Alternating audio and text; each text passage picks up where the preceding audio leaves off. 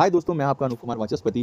दोस्तों मेरा एक ब्रदर इन लॉ है, उसने मुझे ये बोला था कि उसने एक अंडर डेवलप्ड एरिया में 40 लाख की एक प्रॉपर्टी ली है और उसमें उसको 25,000 रुपये का रेंट आता है और उसने अपना एक अच्छा खासा इन्वेस्टमेंट प्रॉपर्टी में कर रखा है। बहुत सारे मेरे दोस्तों ने भी प्रॉपर्टी में इन्वेस्टमेंट कर रखा है और वो ये इस तरह से कहते हैं कि ये मार्केट को बीट कर सकता है। क्या ये वाकई में मार्केट को बीट कर सकता है? दोस्तों हम देखते हैं इसकी हकीकत। ठीक है, तो दोस्तों 40 लाख के ऊपर, ठीक है, आपका ये 1 10 100 1000 10,000 लाख 10 लाख 40 लाख के ऊपर अगर रेंट आ रहा है 25,000 का साल का, महीने का 25,000 का आता है, सॉरी साल कह रहा हूँ मैं, महीने का 25,000 का आता है, तो दोस्तों कितना कितना परसेंट बन रहा है ये? देखो ये 40 लाख ही है, 1 10 100 1000 10,000 लाख 10 लाख 40 लाख है ये। तो ये कितना बन रहा है दोस्तों? ये 0.6% बन रहा है एक महीने का। ठीक है, एक महीने का पॉइंट जितना उसने अपना कैपिटल लगाया है उससे 0.6% का उसे डिविडेंड आ रहा है, लाभांश आ रहा है। ठीक है, या ईपीएस, अर्निंग पर शेयर आ रहा है, अगर मैं अपने फाइनेंस की लैंग्वेज में बात करूँ तो।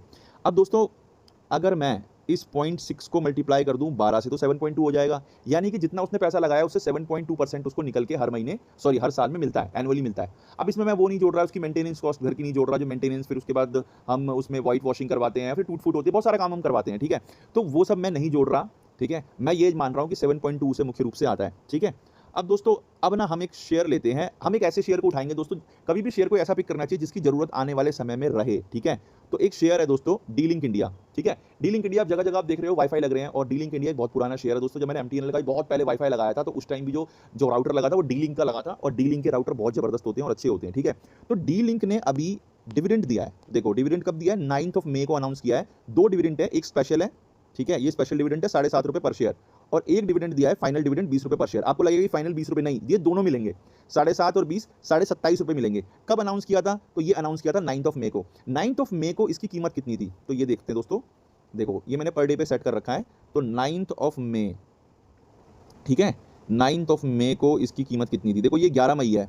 ठीक है, ये 9, तो 11 मई को बढ़ गया ये, क्योंकि आप देख रहे हो लोगों को पता चल गया होगा, और आप लोगों को लगता है इनसाइडर ट्रेडिंग है। दोस्तों इनसाइडर ट्रेडिंग नहीं होती। अगर आप सारी चीज़ों को, कितनी वाईफाई कंपनी अब नई आ रही है, कितने काम कर रही है, ठीक है, कितने नए वाईफाई लग रहे हैं, उनका रेवेन्यू क्या है, ये सारी चीज़ करोगे ना तो एक एक्सपेक्टेड रिटर्न आप बना सकते हो, और फिर उसके बाद कंपनी की जब अर्निंग आती है, उसकी बैलेंस शीट आती है, तो उसमें देखकर रिटर्न को कैलकुलेट कर सकते हो। बड़ी कंपनी ऐसे ही करती है, आप भी कर सकते हो अगर आप चाहो, थोड़ा मेहनत करनी पड़ेगी आपको। तो अगर मैं 10 तारीख का भी, 11 तारीख का भी ले लूँ, ठीक है, तो 11 तारीख की क्लोजिंग कितनी की है? 477 की। ठीक है, अब 477 पे 27.5 रुपये मिल रहे हैं मुझे, 27.5 मुझे मिल रहे हैं 477 पे। दोस्तों 5.7% बन रहा है रिटर्न, 5.7% एक क्वार्टर से। ठीक है, एक क्वार्टर से, और इसके अंदर ना बहुत सारे क्वार्टर हैं दोस्तों, मतलब एक साल में 4 क्वार्टर होते हैं। ठीक है, एक साल में ना 4 क्वार्टर होते हैं। देखो यहाँ पर आया है 27.5, ठीक है, सॉरी, फिर उसके बाद आप यहाँ पर भी देखोगे तो ये जो आया है इंतरिम है, इंतरिम डिविडेंड, और ये जो है ये भी इंतरिम है। ठीक है, ये अनाउंस हुआ है 15 और 14 को 12 रुपये करीब मिला है क्वार्टर रिजल्ट के बाद। ठीक है, फिर उसके बाद यहाँ पर भी आप देखोगे, ये दोस्तों दोनों मिलेंगे, फाइनल ये और ये।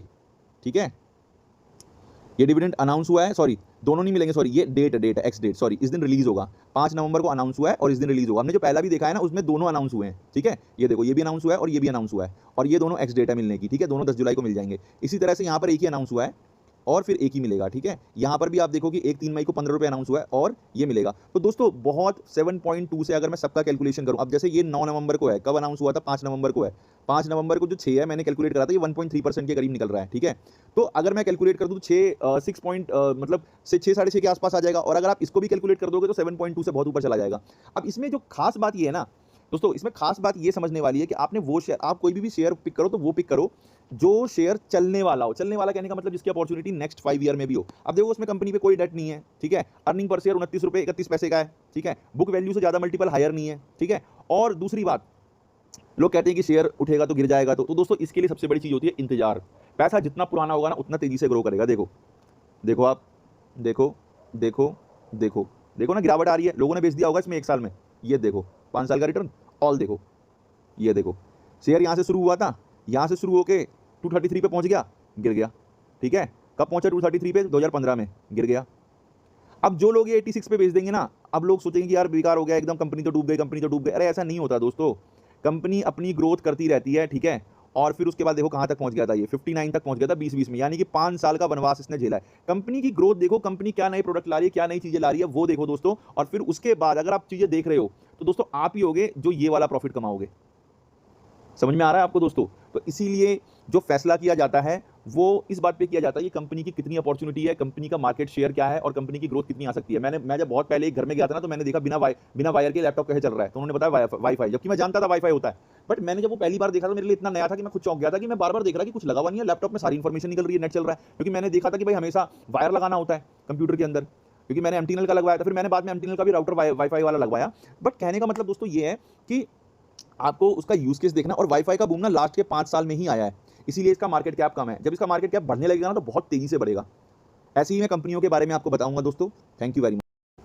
दोस्तों इसमें जो बताया गया है वो सिर्फ आपको बाजार के समझने का दायरा बढ़ाता है, आपको पहलू समझाता है, अलग अलग फैक्टर समझाता है। इसमें कोई वित्तीय सलाह नहीं है। कोई भी वित्तीय सलाह, कोई भी फाइनेंशियल डिसीजन, ये आपका निजी फैसला होना चाहिए। आपको पूरा सोच समझ के, देख परख के, हजारों लोगों का सुन के फिर फैसला लेना चाहिए, क्योंकि उस पैसे को उपजाने वाले आप हैं। तो वो पैसा कैसे ग्रोथ करेगा, कैसे वृद्धि करेगा, उसका डिसीजन भी आपको स्वयं ही लेना है। किसी के बहकावे में या किसी के कहने में ना आए। हाँ, हर बात को एक जानकारी और एक समझ के आधार पर लें, उससे ज़्यादा ये कुछ भी नहीं है।